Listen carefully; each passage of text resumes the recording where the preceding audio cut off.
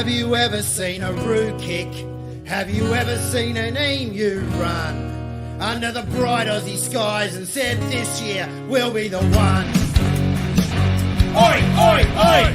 What does it mean to be a part of a footy team? It's more than a game. The footy's in our veins. It's time to go. It's the Northern Footy Show. Get out of our way. We wanna see them play.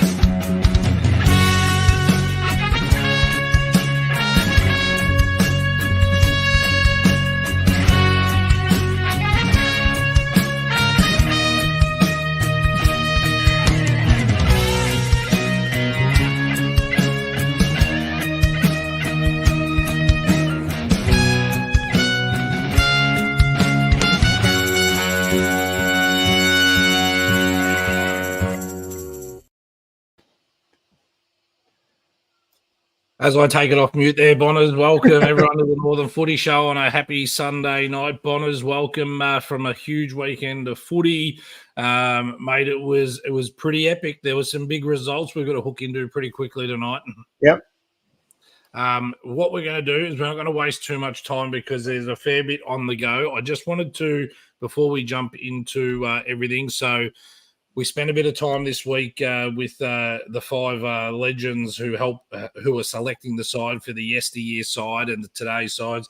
I've had amazing feedback, Bonners, to be honest, on the interviews with them. Someone actually even gave you credit for football. Might have been Rhonda Carmichael. I'm not sure what you paid her, but the board, in all seriousness, have done a great job. It's a huge debate internally, which is fantastic, and I think it shows that there's a lot of interest in it. The debate continues, though, isn't it? It's kind of you have names and then they'll be shuffling around. But I don't envy what they did last week. It was great. We hung around for another hour or so. It's a lot of great discussion. So I think it's been fantastic. And the involvement of the guys has just been superb. So, yeah, and I think everyone is interested because it's an opinion, but people sit there and go, I remember him, or, I reckon this bloke's a bit stiff. And I can tell you there's at least 60 people stiff not to get in. Oh, yeah, absolutely. I reckon that might be an understatement. It was, while you were doing the interview, I had the glory of going and sitting with those five great minds, and it was the conversation. I tell you what, you wouldn't have wanted to be on the bad end of Gary Massey because I reckon you would have known if you were in the poo shoot with Gary, he would have absolutely smashed you. He's tough as nails, but a lovely guy, and good on Robbie Bolson running that. There's a lot of work going on in the background there and facilitating that, and so all good. All right. In addition to that, shout out to the Bundoora Footy Club for the 3 bottles of red. So yes, well, I'm not sure they're free. I couldn't play from yet. So that was amazing. I've had it confirmed, Bonners, which I'm real happy about, is Jamie Churchill, who wrote our theme song, former Young Talent Time and Neighbour star, is going to come to our grand final show all the way from Sydney.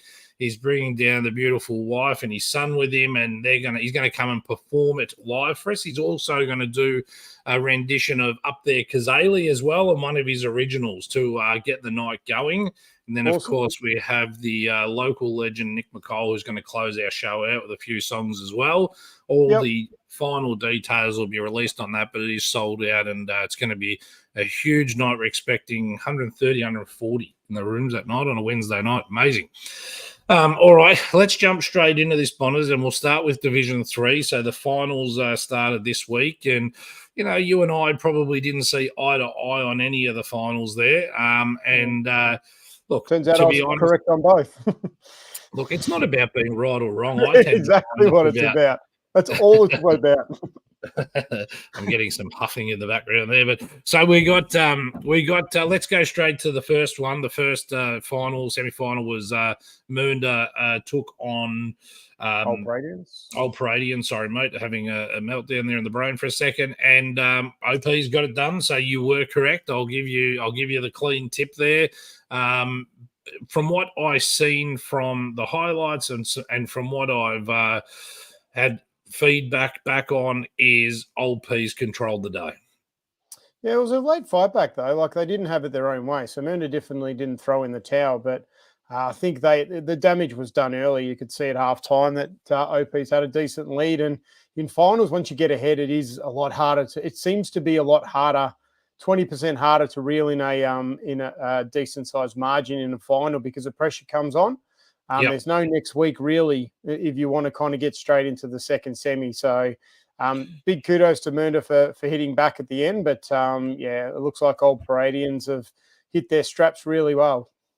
What I'd say to that, though, is the final score was 14-8-92 to 12-12-84. So, there's only 8 points separating.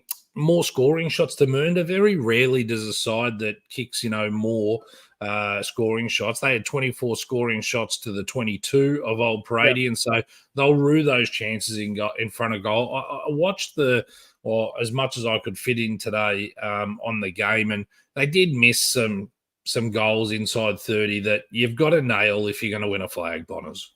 Mate, you're talking to a bloke who follows the Brisbane Lions. So as of the week yesterday, watching them kick missed goals from dead in front, it's still the one thing in football I just don't get. 30 metres dead in front, you got 15 metres to kick the ball between or 12 metres to kick the ball between. You can hit a target 50 metres on, but you can't kick it between two big sticks.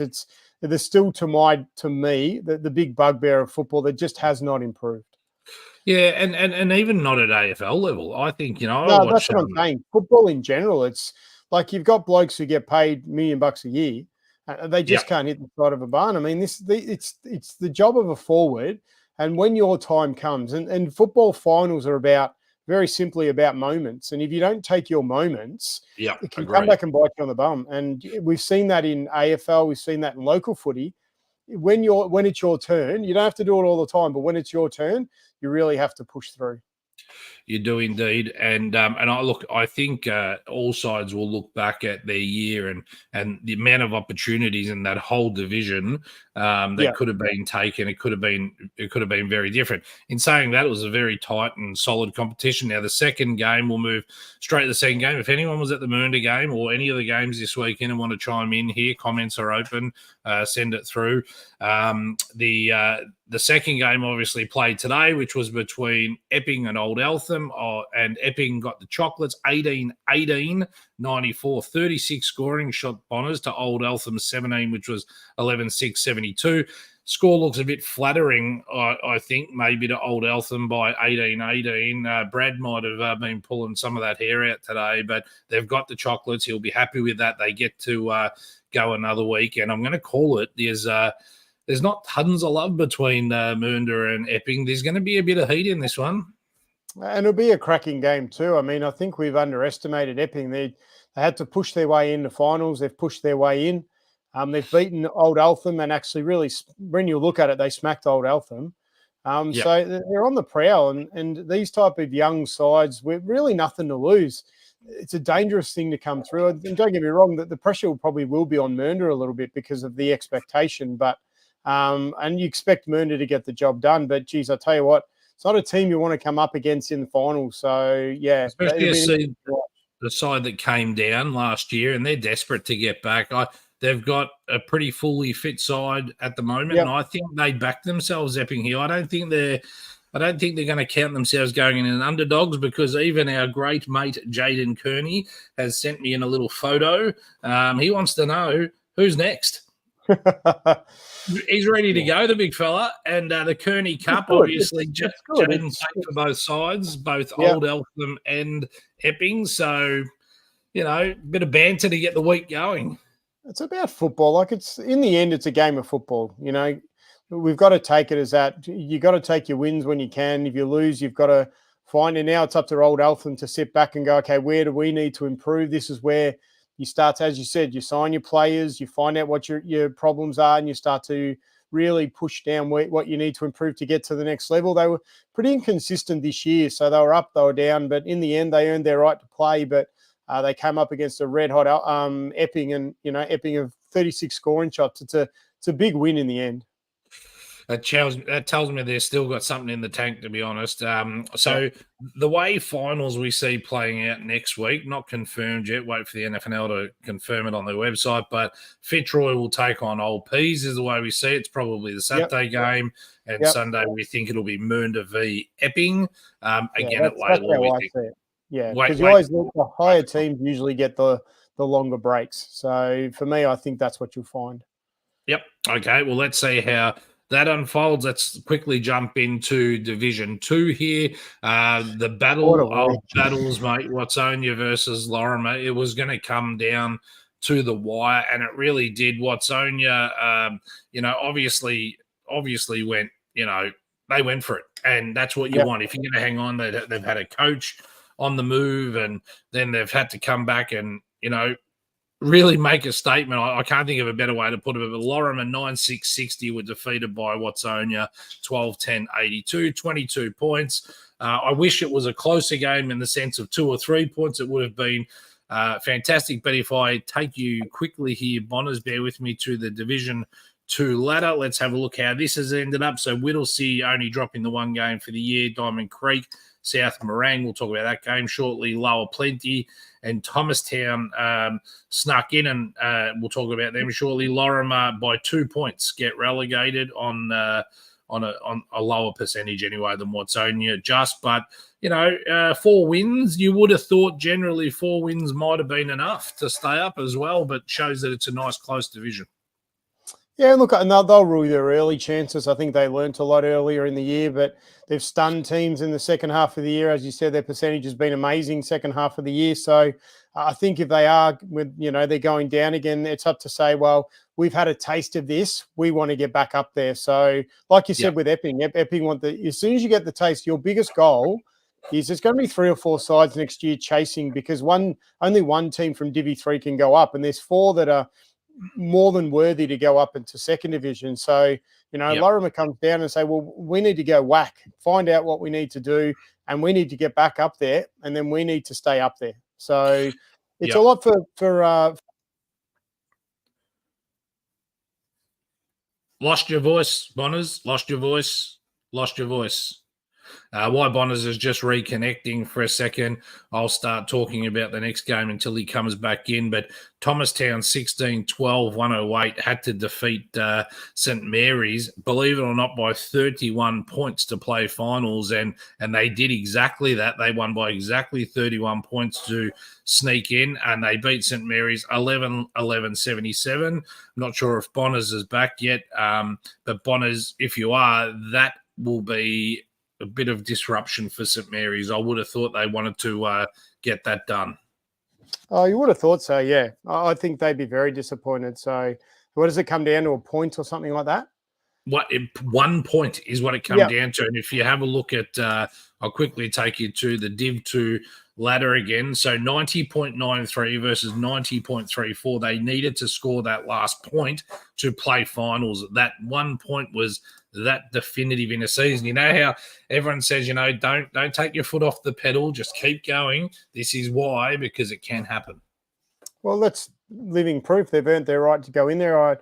I can imagine St Mary's will be shattered, to be honest. Their second half of the year really hasn't been what kind of they've expected. So they'll go back, same thing, find out what you need to improve on, what you need to contest with, because the top 3 or 4 sides, top 3 especially in Divi 2, even next year, because a Divi 1 team comes down, most likely McLeod.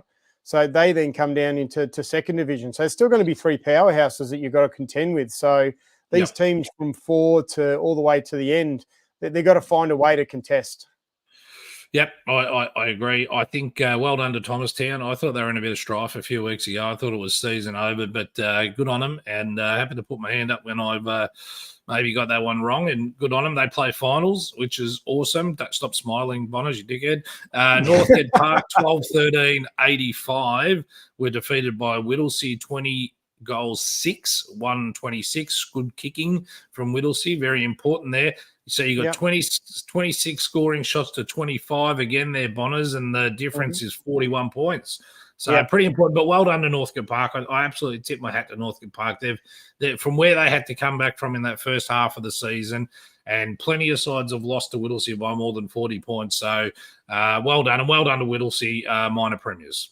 Yep, amazing. Great job. They've earned their right, lost the one game. We talk about have the week off, regroup.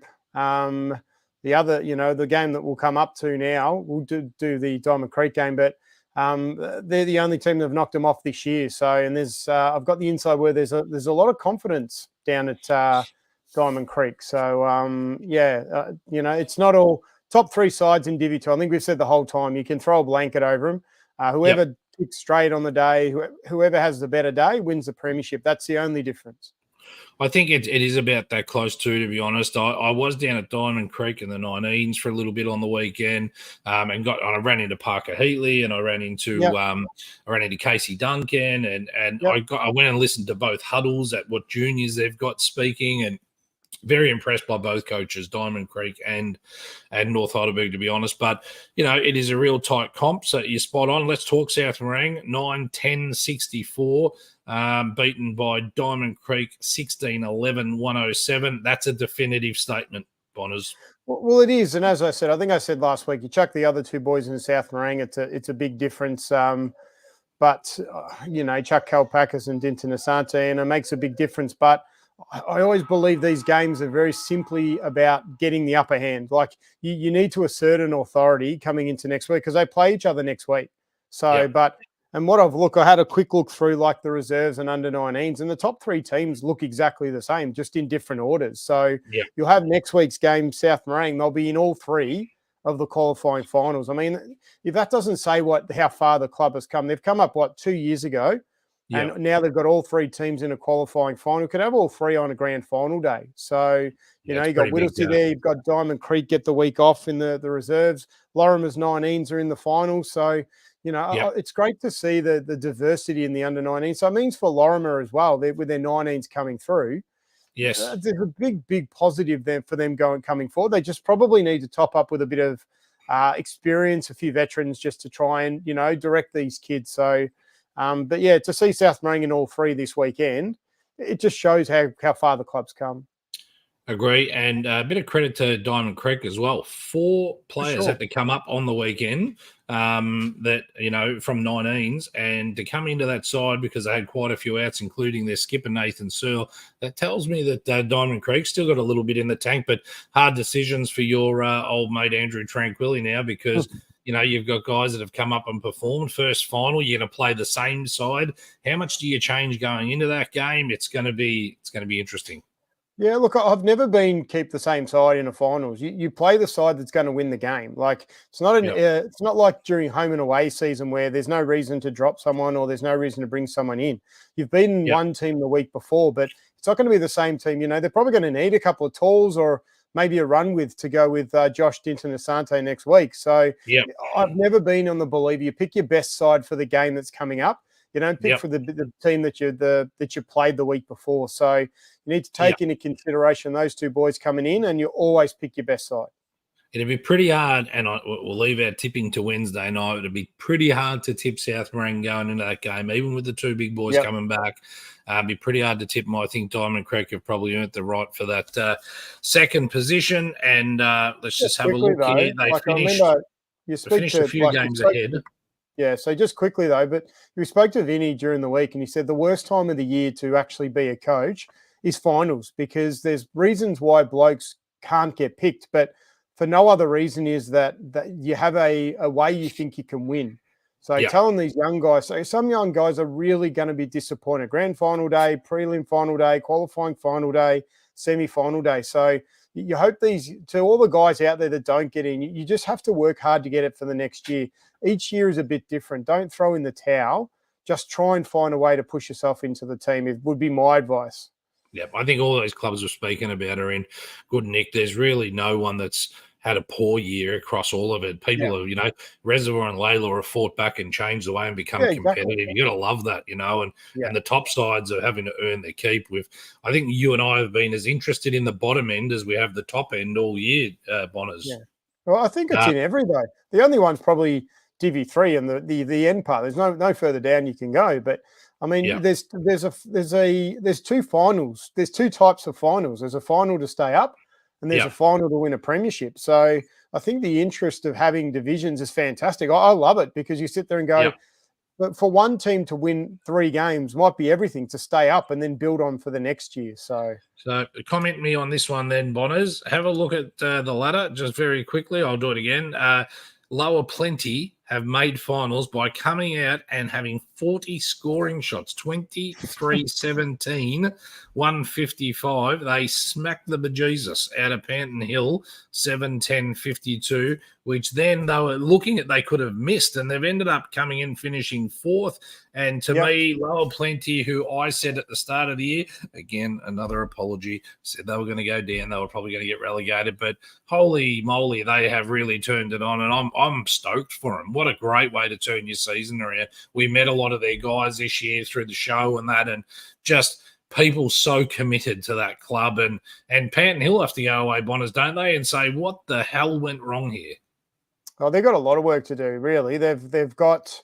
They started off really well. I mean, as I said, we saw them first round, and I was really impressed. But there's just a lot of work. There's some recruiting that needs to be done. There's some development that needs to be done.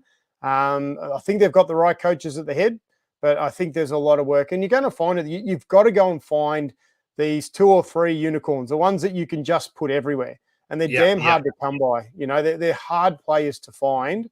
They're great to develop, but these kind of kids don't develop over a year. They take 3 or 4 years. I mean, when you're 24 to 29, that's kind of your prime. And a lot of these teams have these 21, 22-year-old kids that are developing well, but they just don't have maybe the body strength or the footy smarts that you get from the ages around 24 to 29. Yeah, no, I 100% agree. You're spot on. And unfortunately, Lorima go down as a result of all of this, and they go back to Divi 3. But this is. I know it seems like I give Jimmy a few too many pats on the back, but I want to give him credit for something here, and publicly, Bonners, is because he could have gone and spent 30 grand and stayed up. He didn't. Yep. He backed his boys in the whole way home. He didn't go out and spend all this money to try and finish second last. He rolled the dice. He gave the kids the experience. And mark my words, they'll go back next year and they'll be red-hot favourite to win it because they've re-signed a majority of their players already. And then they come back up, and those guys have got another 20 games under their belt as well. That's a different side. Yeah, look, but I've always been a believer. I think you back the players in, but it's a different division. You've got to, same as what I just said with finals, it's a different kettle of fish when you go up. Like you're the top of the tree in a division lower. So I reckon they're probably just 2 players short. And those bustling on ballers, I've said the whole way through, contested football, when you come up the grade, is the biggest difference that you'll find. Blokes can hit a target, blokes can take marks, blokes can kick goals, but you have to get your first hands on the football. So looking back, and as I said, back them in, done an amazing job, but when you do come up, that's the one focus you have to do. You've got to get those 2 big boys, veterans, to just, not even to win the centre break, just to throw their body around, to protect these young kids, because the young kids, their bodies get knocked around, and they just don't have the body strength to be able to get whacked week after week. But these big body boys, I used to love just knocking around. I think from the replay I've watched is where they got jumped at the start with centre breaks, and it really hurt them. And if you can't win that ball out in a do or die match, you've given up that first 10 metres in a 100-metre race. It's really hard to come back from there. They fought all the way to the end, which is fantastic. That's what you want. Anyway, let's move forward there. So Divi 2 finals, the way we think that's going to go, Bonners, will be Diamond Creek versus South Morang. Whittlesea will have the bye. We think this is at Epping, to be confirmed. Yep. And then Lower Plenty will take on Thomastown as well at Epping. We'll just get the order. Sort of just drop my pencil there. I'm not going to. We'll get the order. All right, for that. Now, quick shout-out before we move to Divi 1. Danny Unan, birthday today.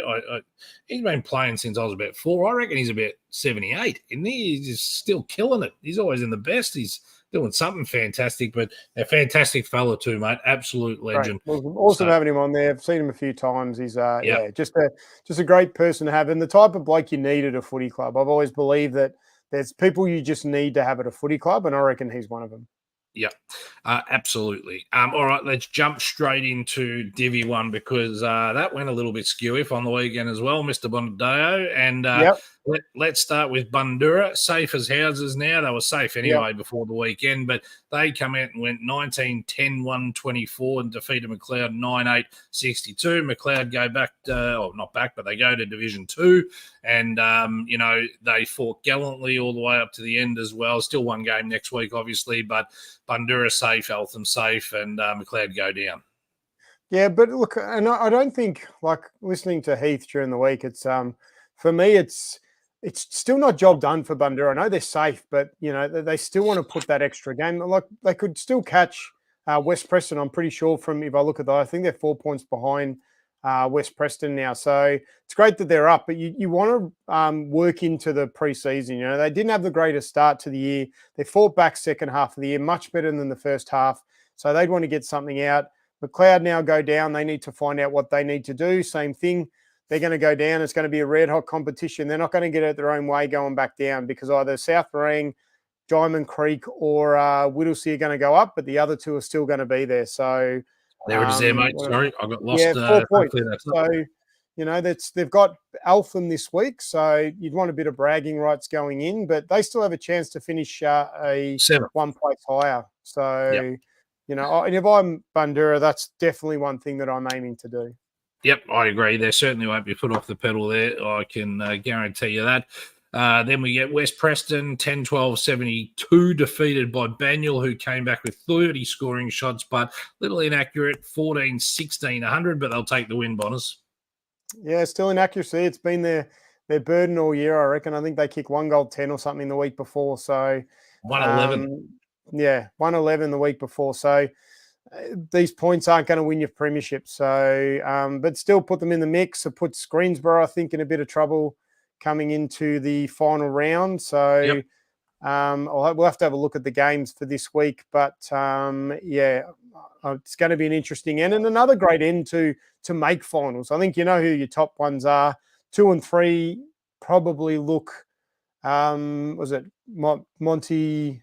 North Heidelberg. Can you chuck that back up again? I was trying to remember who's up there. Yeah, 1 sec. What I was going to give you was just next week's games live. So Heidelberg have Hurstbridge and Greensey have McLeod. So you'd like to think Greensey get that done. And Banyule have got North Heidelberg. Wow. That's going to be the cracking game.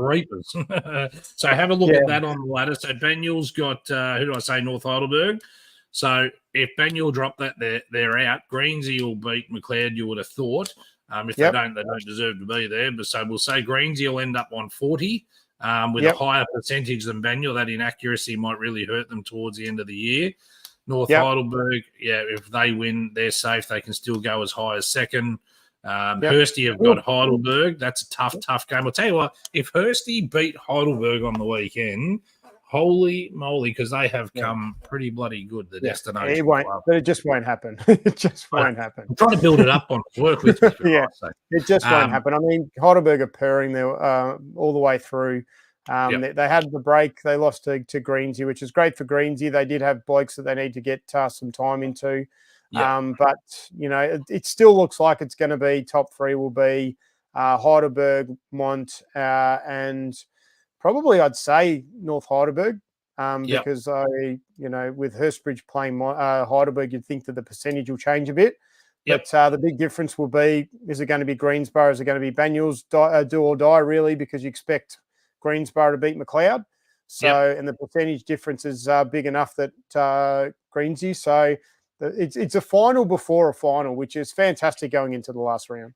Yep, totally agree. Let's move to the next one. Eltham took on the mighty Heidelberg on the weekend and kicked fairly well, 10-7-67. But Heidelberg put on the afterburners after half-time and went 21-16-142.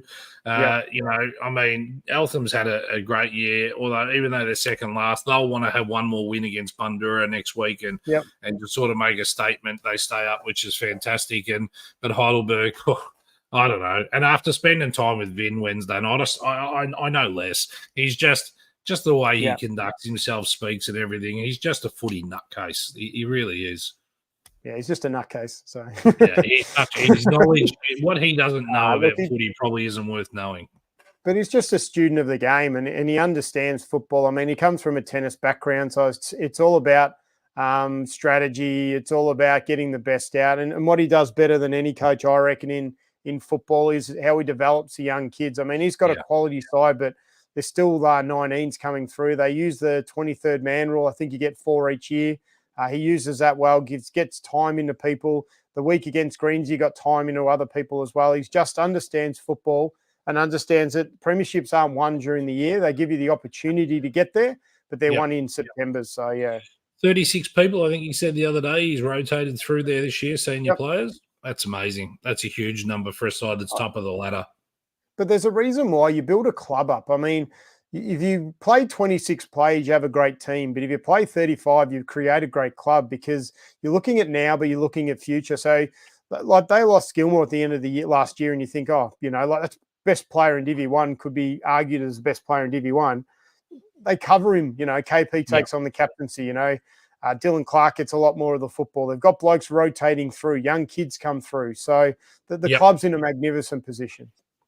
I couldn't agree with you more. Let's move. They're a bit boring, though. They just win. A bit boring. Let's go to the upset of the week for me across all divisions there. Hurstbridge 14-13-97, defeating North Heidelberg 7-9-51. I wouldn't have put any money on that whatsoever. And well done to Hurstbridge because, like you just said, can't win finals, before finals have started. And, gee, they've come hard. Hurstbridge could finish second on the ladder here, Bonners. And, you wouldn't have picked that at the start of the year. We knew they were on the march. Shit, wrong letter, sorry. I'm not really good at this.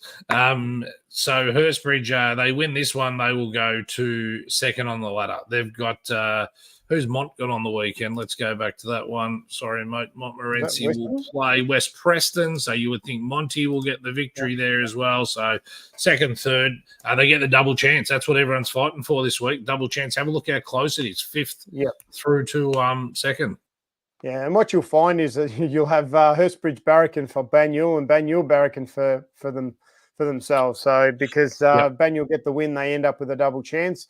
North Heidelberg win, that the chances are that they'll have to play the elimination final against probably Greensboro the week after.